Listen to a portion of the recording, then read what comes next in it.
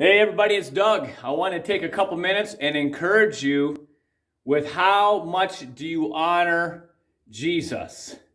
When you look at John chapter 12, the beginning of that, the story, there's two different stories in John 12 I want to pull this idea off of. Here's the idea that I want you to think about. How you honor Jesus disturbs other people. Out in the world, those who don't really have a love for Jesus, they may believe in Jesus to some degree, but their heart's not like, man, their hope, their love, their passion, everything of their life is not wrapped up in Jesus Christ. Okay, when those people encounter people like you and I, whose entire hope is wrapped up in the person of Jesus Christ, we begin, it can cause a disturbance. And so we see that in the room when Mary comes and she breaks the oil or the perfume and she begins to wash Jesus, anoints his feet and all that, washes his feet and just make it, the smells everywhere. And Judas, who's one of Jesus's followers, his heart gets exposed and he gets indignant and he gets real religious and says, this should have been sold for money to help the poor.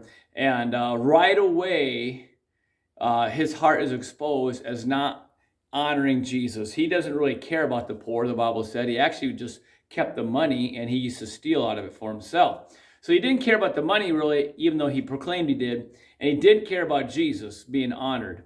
When Mary gave him that much honor and gave him that much value, it disturbed him. And when you give the person of Jesus Christ that much value, that he is worth everything of your life, the most valuable things of your life, you would give up to honor him. That disturbs those who are casual followers of Jesus Christ. Let's say people don't even go to church, but they like the person of Jesus.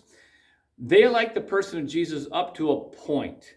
They don't want to talk about the person of Jesus, who's King of Kings and Lord of Lords, who is Messiah, who's the Christ, who died, was buried, and rose again. They don't want to have that Jesus honored. And so you begin to see that right here with a follower of Jesus, Judas, someone who was close. And when it got a little excited in church, let's say, and Mary goes overboard and breaks his perfume and smells up the whole room, immediately she's lashed into for why is she doing this? Why is she giving Jesus so much honor?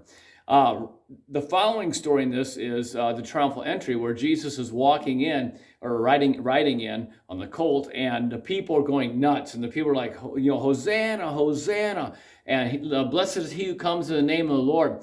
And again, those who refused to see Jesus for who he really is, the chief priests and the Pharisees of that day, they didn't want to acknowledge Jesus as this one superior to them, one they would answer to. There's a lot of people today who like the person of Jesus, but they don't want to have the reality of Jesus as king and one as their king. In fact, it says there that blessed is your king. He's coming riding on a colt.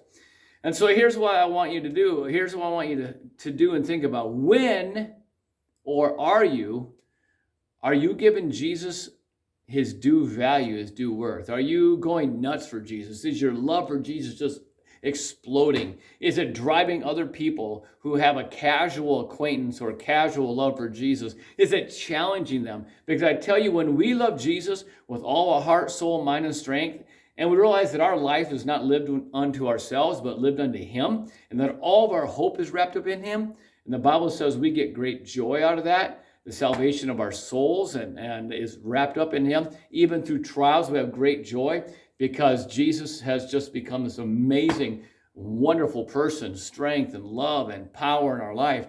That makes those people who don't really know Jesus intimately, it makes them uncomfortable.